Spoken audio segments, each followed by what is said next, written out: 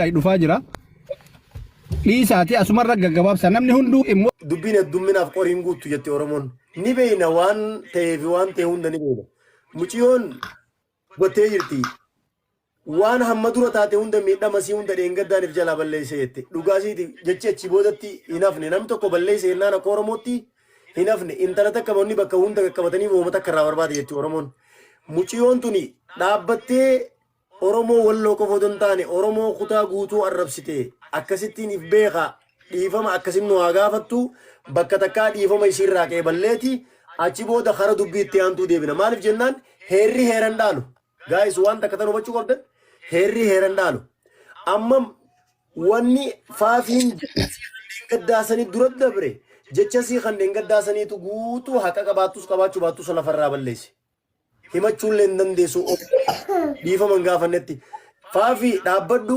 haadha abbaa keetirraa kaasi Oromoo kutaa guutuu ammas dhiifamni arraa kun hambaru keessatti hin deebine hambarummaas kutaa wal ilmuma Oromoo takka keessatti hin deebine sodaan ummanni sirraa qabu ani si jaalladha akka nama tokko si kabaja dhugaa si himee garuu wal bira kutuun bareedduudha ummanni sodaan sirraa qabu amma duraas jechaa jiran sodaa amma boodaa sirraa qaban waan ta'eef dhiifamni ammaati gaafattu kan wulii keessa deebuun hin jirre ilmi tokko kan walloos ta'e Oromoon kutaa biraa si tuqe taanaan kottuuti abbaa barbaadde kan ati ifiitti amantu haqa keenyaa baasettee yaaddu obboleessa kee tokko kasitti aanutti itti himadhu garuu hayni kiyyanii hafettee yaadin aboo muciyoo taneennee dhiifama kee boodaa waan dubbannu atis nu dhaggeeffatta eegaati dhiifama gaafattee dubbiin dhiifaman dhumte booda waan dubbannu ni dhaggeeffatta garuu gaayis personaalii namaa waliin tuqina akka siifaa fi carraasiif kanina bakka kuftetti kaarree fusiin jeesan hin gangalatinii bakka takka dhaabbadhu Oromoo kutaa guutuu dhiifama gaafadhu dhiifama ammaas onnumarraa gaafadhu onnee qulqulluudhaan dhumatte. Dhiifama gaafadheeraa barka dhiifoo asirratti walta caacoo turre malee ammallee deddeebisee saba koo guutuu ofiin itti qaanaa'ee dhiifamaa jedheen jira badii kiyyaan bakka. Galatoom rabbi fi akka xumurame hanqanuma baandaa xumurame jira hanqasuma bakka nuti qabadhu dhumate haalaas natti dhumate saali qabadhu qoy bakka dhageeffadhaa jara kenna ila dhiirri dubartitti uf hin dhaadu jara kenna Oromoon aadaa qaba safuu qaba duudhaa qaba aadaa fi duudhaa Oromoon qabdu keessaa tokko dubartii kabajuudha waraanni yoo walitti dhukaasaa jiraate dubartii yoo siiqqee qabatee gidduu seente bar hin dhaabbata bar dubartiin laga buute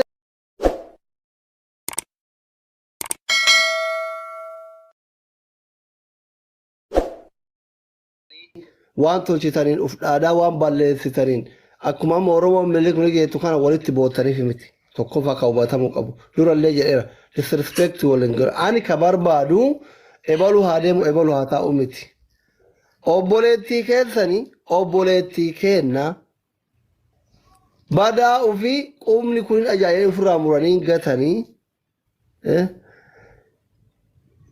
namni dogoggoruun isiin haaraan baane duruu jira dogoggora lubbuun namaa arrabaa miti lubbuun namaatu nama harkatti baddi irra taruufii dandeettanii dhiifama isiin haa jettu haala wasaaran irra taruufii hin dandeenye sigale yoo irra taruufii hin dandeenyellee abbaan mana kuma 200 kana keessaa kan dhiifama isillee fudhannee jira hundaa miti akka itti namni yaadu garagara kan dhiifama wanni caalu hin jiru jedhee fudhatu jira sigale warra sanirraa warri gaasirra jiru kun yoo isiin dhiifama isiniin jette dhiifama san fudhachuuf qophiidha. Asli. Boyla. Wanta kaj. Tokkoffaarratti shamarran jilbaan qabdu dhaggeeffadhaa jiran dhugaa artimna. Ani amma asli daftee laayivii banti malas dubbisuu barbaadeen ture. Ani wanti jechuu barbaadu tokkoffaarratti abbaan galabbata eenyu maaliif galabbatamte maal akka taate ana faafiin akka goolee fitti dhootu qaata biyya kee beektaani. Dhugaas hin jedha maal jenna waan waggaas dura fiduu dhiisiiti. Har'uma ganama har'aa kana fiidiyoo isin baruun danda'a baran amma. Ganama har'aa kana waan isin jette jechuun namni hawaasa keessaa bee akkas hin godhu. Asii dhugaasitti mani. Utubaan manaa hanga dhiiban qabaa hanga dhiisan qabaa jedhan. Nuti faaffiin intala shamaraati. Ilma dhiiraa tokkoo kilaashiin dha'aa jirra waan ta'eef mucaa tana takkiin tumuu hin dadhabnu takkiin waa gochuu hin dadhabnu. Dhugaa walitti himnaa jiran. Kafaannoo ho'isiisaa oola. Garuu immoo mucaan tuni hanga fedhe intala wallooti uummanni bal'aan illee maqaa intala wallootitti jaalataa jira malee faaffii mootummaa wayii aangoo wayii qabaatee yookaan ajajaa waraanaa biyyii miti. Immoo maalifiini akkasumatti halkanii guyyaa sababi namni tokko maqaa walloo qeerroo walloo sabboonaa walloo sa'iid walloo jedheen maaliifii yoo komentiin hin taane jala barreeffame maa nama guutuu arrabsiti. Yeroo darbe soola kaafne baatee fi gamisa jettee waliin buusaa turte jechuudha dubbachuudhaaf. Amma faaffiin amma waa'ee barumsaan warabsitu keessaa mee faaffii walloon kutaa meeqaa yookaan immoo aanaa meeqa magaalaa meeqa qabdi tun jedhe gaafa dinaan deebiftu jechuun maal jennaan hin beektu waan ta'eef tokkoffaa irratti kana ammoo osoo nama dubbii beeku ta'e hanga tokko yaalii godhuu ni dandeessi maali sababa kana irra duulanii sababa kanaafin isaa akkana godhe dhumate imimmaan buusuun gowwaan namaa jedhan nama ajjeesee boohaa gamni namaa duu nama ajjeeseen boohaa jedhan jarana dhugaa walitti himna. Kan hin gana asli kan ajjeesu jechuudha. Dhageeffatu sitti mane faafi. Amma tokko faafi. Amma faafi ila. Faafi ina sabsaaf. Faafiin tuni intala wallooti fakkeenyaaf intala wallooti. In komataa jirraa miti fakkeenyaaf osoo naman faannoo komachaa jira jiran saaduu warra wabbanu keessaa ba'e komachaa jira maa sagalee nuu ta'uu dhabaate jennee ni jirra. Mee ijoolleen keenya kuni mucayyoo kana kaleen dhukkubaa jira. Asiin ummati keenya rasaasaan waaddamaa jira. Asitti reeffa nama dachi keessa ciisaa jira. Asii keessaan ijoollee Saudi Arabiyaa irraa galan dhumaa jirani. Mee faaffii sagalee nuu ta'e jechuun yakka ta'eeti kana guutuun warra siif damcattiin tuni. Maanu leenca kennuu dandeenyu giiftii yoo ishii kennin maal rakkoo qaba cubbuu qabaa ishiin intala Oromooti miti. Intala Oromooti mi fakkeenyaaf. Jarana dhugaa walitti himna namatti miqqeenyoonu keessattuu nuti ijoollee walloo hinaaffaa qabna rabbii jaati. Hinaaffaa waan jiran hin qabnu. Ol Oromummaa tana qofa jabeessina jechuun nuti. Kanaaf qeerroo jajjabeessa abbaan gaafachaa ture ana maalin jedhan qeerroo mucaa tana mataa gubbaa nu baasaa turtani jamaalees dabalate kaleessa amma Idris Ibraahimii fi jamaalee kana kam goote saree goote gadi buufte gastii isaanirraa Muniir Abubakar kana ilma Harargeeti fakkeenya Oromoodha sababa lakkii jedhanii kam goote saree goote gadi buufte ilmi namaa garuu mana keessatti kabajaa qaba waan ta'eef ajandaa barbaannee hojii qabna waan ta'eef faafiin dogongortee uummata Oromoo walloo qofa osoo hin taane abbaa haadha ishii dabalate uummata kutaa kudha takka hunda arrabsite. Kan silaa uummanni kutaan kudhanii hundi saadhaadha. Uummata keenya uummata walloo uummata diina keessatti citee diina keessatti wareegamaa jiru. Har'a miti barjaarraa 16 durarraa eegalee jechuudha. Isa bara 2018 Oromoo walloo barte kanaa mitiiti. Uummata aarsaa kaffalaa jiru kana mataa itti ol qabattee dubbachuu sodaattee mataa qaqqabattee deemaa jirti jechuudha yeroo ammaa kana keessatti. Nu arrabsaati, nu xiqqeessaati, nu saalfachiisaati. Akka intala teenya jennee dubbannu akka qoma dhaannee dubbannu kan nu godhuu dhabe ishiidha jechuudha. Takkaan uummata keenya kabajdan biyya dhugaa walitti himna. Jarana dhageeffadha eenyu gadi hin jiru nuti. Sila laali mataa ol qabneeti akka ishiin barbaachisan ngoonaaf turre jechuudha. Har'a garuu bakka mucayyoo bakka nuti ishiitti eegne hin jirtusi jiraachuufis hin jiraattu. Maaliif tokkoffaa dadhabduudha. Lammaffaa immoo wallaaltuudha. Sadaffaa immoo kijibduudha. Fakkeessiti jechuudha dhugaa isinitti mana asli dhageeffadhu. Ani akka nama tokkotti namoonni baay'een na kabaja dhageeffadhu sitti hima. Asli dhageeffadhu. Asli filadhee dhufe akka arrabsamlee. Namni si arrabsu hin jiru barla. Ilaa. Namni si arrabsu hin jiru. Amma ina arraba wallaaltu jaani jirta maal jaani dogoggoruu nama jiru si galee. Naamusa qabsi. Faaffii dhageeffadhu. Nu arrabsineeti. Uummata keenya uummata walloo arrabsine an akka kingitti dhiisi. An akka dhuunfaatitti akka dhuunfaatti barbaadan hoo barbaachisaa ta'e uummata maaliif arrabsuun barbaachise? Farma qofa naa deebise. Amma na dhaga'i faaffiin kallattii walitti dubbatin haasireen. Amma isiin uummata arrabsu uummanni illee arge nullee argine sinii galee yaada keessanillee bayattan yaada keessan agarre galatooma waan yaamicha keenya kabajanii dhuftaniif galatooma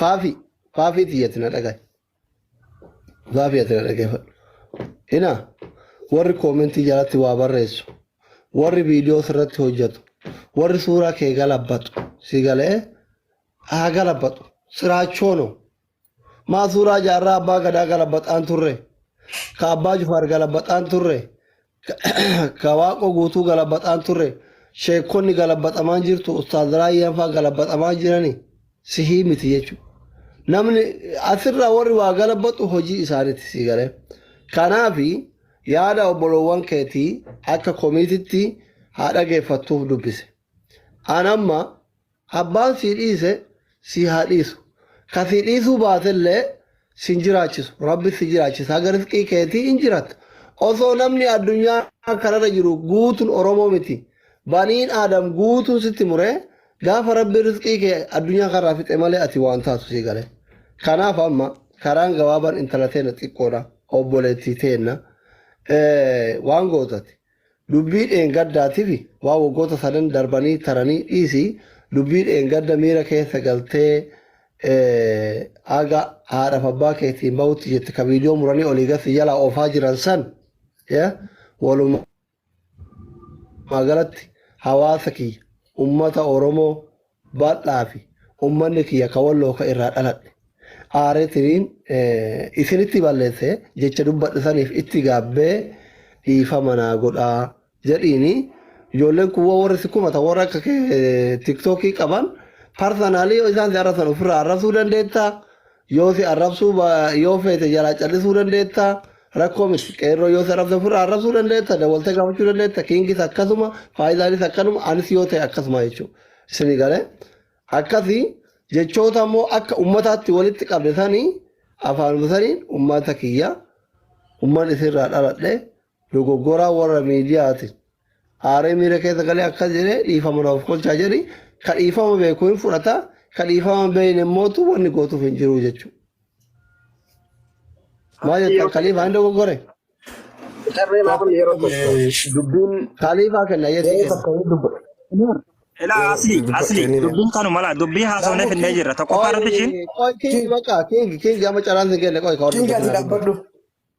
Anaan dubbata dhabbadhu. Ayee dubbadhu Muniir gaggabaabsa. Muniir keenya dubbadhu carraan keetti dubbadhu. Ani dubbii gabaabsa laal obboleettii tiyya ilmi namaa tahee waan kan dogongore jiru dhiifama gaafachuunis guddina. Ati sa'a kana keessatti yoo akka hawaasaatti akka Oromootti balleesse jennaan dhimma keetillee si ilaaluu ni dandeenya san boodaan. Si cinaa dhaabban. Ati dura dhiifama gaafadhu xumuri. San boodaan waa kasirratti duulees kasi arrabsees waa hunda si ilaaluu dandeenya. Asoo dhiifama gaafanne waa takkaan dubbachuu waliin ilaamaa callisee taa'u jiru. Ani amma waa'ee dhiifama dinne muni yeengaddallee kan mana kiyyaasa buuse nama biraay. Ani kanin jedhe jechichan haasa'u jira malee akka miira keessa nagalchan isaanii. Dhiifama gaafachuu hin dinne waan san itti tsatsatee hin jira jechuudha. Na daafeera maaliin abbaa kiyyaa fi haadha kiyyaa jechuudha. Okay, mee laabba yeroo takka. Bakka gabaabumatti dhiifama gaafadhu san boodaan nutti himadhu. Waan si godhanii fi waan kana jette si cinaa jirra. Intala shamarratti nuti shamara bira akka dhaabbannu asilis ni beekta anas ni beekta. Ani amma sababa ijoollee Suudi Arabiyaa lubbuudhaami maaliif ijoollee Suudi Arabiyaa dhiisee waa'ee walloo eegale. Feesbuuka kiyya deemtee ilaaluu dandeessa. Miidhama uummata kanaatiif. Gama keessaatiin abbootii qabeenya akka gargaaran asirratti maqaa. Ammallee boru amantii na jijjiirsisu. Badiin taane na godhu jiru uummata kana siyaasaan na galchan gandan na galchan. Feeyizaa waan jette irratti baatee jette laa.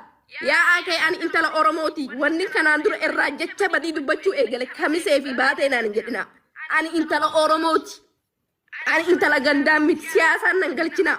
Saba kooti unkwaa sagalee dhiisaadhaan morma koo dabarsee kennaan. Borullee na saqqaluu dandeessa hundi keessan. Garuu kun miira keessa na galchuun na dubartummaa jarri kun dubartummaa kan koo. Suuraa kiyya istaayilii nan uffadhu fi izan haasolte istaayilii dhiisii amantii kiyya jijjiirradhee bakka barbaade deemuu danda'a. Naman jechisiisu jecha akkasii. Garuu kanin hanga ammaa miidhama koof jalaa balleesse ana dhiyeen gadda miira keessa galee miidhama hin qabaani. Waggaa sadii wallaahi morma kiyya qaqqabadhee deemuu jira ijoolleen hin beekti jechuudha. Kaliifaa mataa isaatiin na beeka eenyu kan kabajaa qaban saba biraa hin kabajaa qaba saba koodiisaadha. Kana taasee Oromoo guutuu abbaa kiyyaa fi haadha kiyyarraa kaasee bilbilee dhiifama gaafadheeraani abbaa kiyyaa fi haadha kiyya jechuudha. Kan akkana na godhe isaanii eenyummaa kiyya akkan dagadhee Oromummaa kiyya waa akka dhukan na godhe saba uummata kiyyaa kan keessattuu ijoollee kamisee. Godiniiti asli dhaggeeffadhu laa isaan hin jedhin hin ta'a isaan hin jedhin. ofumaan balleessee jedhi. Ofiin balleessee jedhi. King Ahmad Faafi atis yeroo takka wal kabajne gaariidha maaliif jennaan yeroo takka namni yoo wal kabajillee bareedaadha. Maal isinitti fakkaate Faafi atis nama laaltee koomentii namaa dubbistee koomentii namaatiif deebistee nama arabsitee taate waan ati miidiyaa irratti tuufiif hin jiru tokko yeroo takka qoy. Saba kana fuula isaanii dhaabbadhee waa'ee isaanii haasa'uu hin taana. Miidhama nuyi qabnu, miidhama nuyi uummati walloo qabnu, filla fitii namaa taa'ee haasa'uudhaaf. Yeengadda mana ibsa abbaa jaalalarra nama kuma Kanaafuu ammas dhaga'i namni waan fedhe sinaa jedha dhaga'i Faafi dubbii gabaabsinaa jedhana dubbii gabaabsinaa hin dheeressinaa namni waan fedhe sin haa jedhu namaaf jecha. Okay. Gaafii takka qofaadhaa gaafadha. Ijoolleen tuni maal irratti si arrabsuu eegaltee maal irratti dubbiin sitti ka'e jedhi tanuma qofaadhaa gaafadhu. Waan namni hunduu beeku waan namni hunduu beeku waan ta'eef. Wallaahi qilleefaan itti loona biyya kaarmarraa yoo soba carraa tokko naaf kenna carraa tokko Irran deddeebiin hangaasaa bakka irran deddeebiin amichi Kalifa daqiiqaa uummate bakka. daqiiqaa fedhadheen callisaa isinirraa hin dubbadhu yeroo dheeraan dubbadhu. siteettaniitu waan dubbii kana duraa kaasu No, Kalifa qoy yeroo takka ani kanan barbaadu waan kana hundayyuu akka keessa deemnu hin barbaadu. Namni hunda deebitee miira keessa kaseentu taate TikTok makanarraayyuu miidiyaa irraayyuu bahi nama koomentii nama tokkootiif jecha deebitee nama waaqa jechi yoo taate sin barbaadu.